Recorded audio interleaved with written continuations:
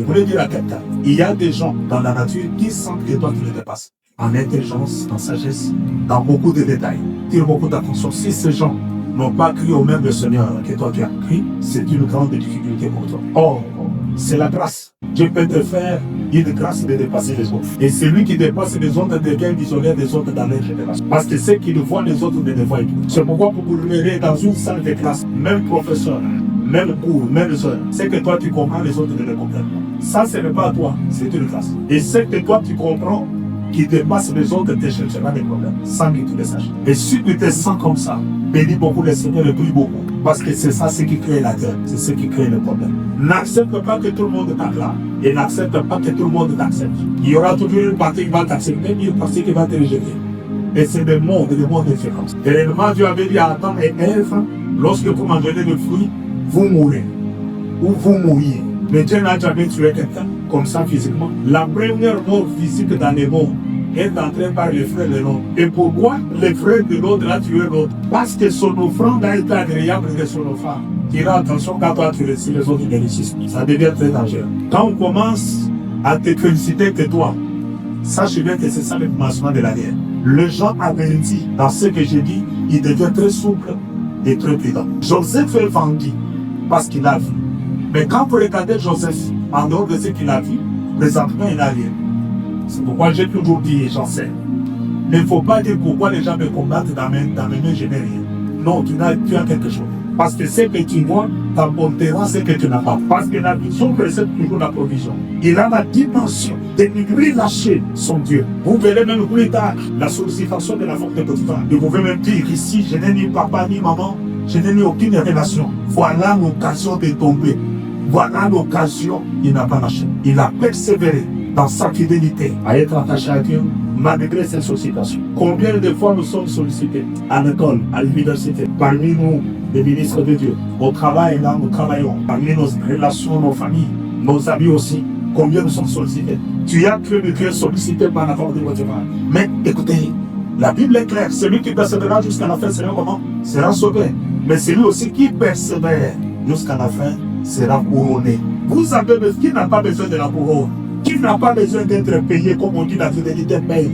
Qui n'a pas besoin des résultats? Qui n'a pas besoin de la joie? Tout le monde. Mais pour y arriver, il faut persévérer. La persévérance ici n'inclut pas seulement la joie, elle inclut aussi l'esclavagisme. Persévère dans la souffrance, persévère dans la difficulté. Je vous ai dit, l'être ne retourne jamais dans la tourbillon ou dans les vents. D'ailleurs, il aime le vent, c'est là où il se sent bien. Il n'y a aucune femme dans la maternité qui peut accoucher sans douleur.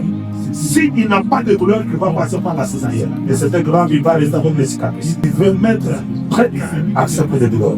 Les douleurs, c'est l'image des difficultés, des problèmes, d'obstacles, des combats. David, d'ailleurs, il prie, il dit un jour, exerce-moi au combat. Tout grand passe par les épreuves pour être couronné. Il n'y a pas le nom qui est au-dessus de tout nom sans la croix. Mais Jésus, avant la croix, il n'a pas été souverainement élevé au-dessus de tout nom. Mais la Bible dit, il a été souverainement élevé. Et il a reçu le nom qui est au-dessus de tout nom, afin que au ciel, sous la terre, tout genou fléchisse. Et que tout garde confesse Jésus est Seigneur, à la gloire de Dieu. Mais ça met la croix. Avant la croix, Marie de Magdala, Suzanne et les autres pouvaient le toucher facilement. Mais après la croix, la résurrection, il a dit non. Je suis déjà glorifié, personne ne pouvait le toucher. Il veut que la fidélité de paye soit dans la dimension des femmes et des hommes qui persévèrent. Et ta persévérance, tu dois être exceptionnelle, personnelle. Ça ne doit pas engager un groupe. Joseph n'a pas son frère ici, il n'a pas sa soeur ici. La persévérance est personnelle, individuelle, exceptionnelle. Si toi tu veux persévérer à cause de la foi des autres, c'est une erreur. Ne persévère pas dans les mouvements des autres. La foi d'abord est exceptionnelle, même le salut est individuel. La Bible dit, passe, deux seront sur les lits, on prendra un, et l'autre restera. Deux seront au champ, on va prendre un, et l'autre restera. Persévère seul, même si tout le monde ne sera pas avec toi. Sois enseigné que dans la persévérance, il y aura toujours les injures à gauche et à droite. Je viens dans la croix, et il a eu un monsieur qui lui dit, mais toi tu te disais que tu es fils de Dieu. Soit pourquoi les hommes, il y a une injure. Jésus avait la capacité de dire non, j'arrête d'abord pour montrer à ses disciples qui je suis. Il dit, si je le suis, je vais parfois falsifier la mission, je vais détruire la mission, je reste calme. Vous savez, dans la persévérance, lorsque tu es attaqué, c'est là où tu dois encore plus avancer. Parce que ceux qui sont en côté, Ils lanceront toujours les cris pour que tu lâches, pour que tu abandonnes.